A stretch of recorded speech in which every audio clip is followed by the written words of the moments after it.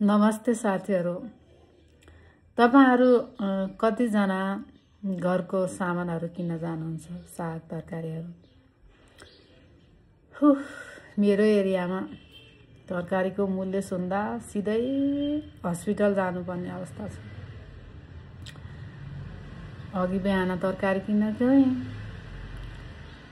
सबै तरकारीको 30 रुपैयाँ भन्दा कुनै छैन। सबैभन्दा सस्तो बेथेको साग होला भनेको त्यो पनि 70 रुपैयाँ मुठो रे। के गर्नु? अनि रायोको साग 50 रुपैयाँ पाउ। हुन त तपाईको एरियामा सस्तो होला।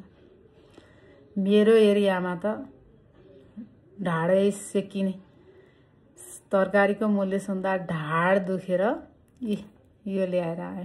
के गर्नु? रियालिटी यही। औषधि पसलेले भन्दै थिइन्, साँच्चै ढाड तरकारीको मूल्यले हो त के आन्नु? अलिअलि दुखेको थियो, तरकारीको मूल्य सुन्दा बेसी दुख्यो अनि यो ल्याएर आए। अति भयो, के भनौं खै। किसानले दुःख गरेर उत्पादन गर्छन्, मूल्य पाउँछन् 10-20 रुपैयाँ, व्यापारीले खान्छन् 200 रुपैयाँ। खै कसले नियन्त्रण गर्ने हो? यो बानेश्वरको खरिबोटी एरिया त तरकारीको मूल्य सुन्दै सबै हस्पिटल भर्ना हुने सम्भावना धेरै छ। मलाई त्यही लागिरह्यो।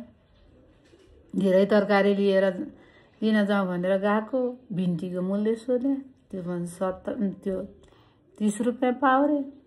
त्यो बोडी हुँदैन लामो, 70 रुपैयाँ पाउ। आमामामामा। एउटी बहिनी तरकारी लिन आइन्, त्यही बोडी हाल्यो। पैसा दिने बेला सोधिन्, 70 रुपैयाँ पाउ रे। बिचारीलाई दिउ कि नदिउ जस्तो भयो, झोलामा हालिहाले। अब के गर्नु? मुख अँधारो लाउँदै गइन्। मैले भने, बहिनी बरु मसरुम लिने हो? नाइ मन पर्दैन भने। गोलभेडाको मूल्य कति थाहा छ? 140 रुपैयाँ किलो रे। के खानु? म त नल्याएरै आएँ।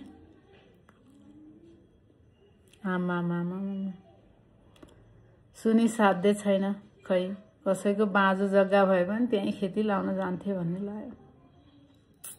कसले दिने यो काठमाडौँमा? छत पनि छैन। मरे बाबै तरकारीको भाउ सुन्दा सिधै हस्पिटल।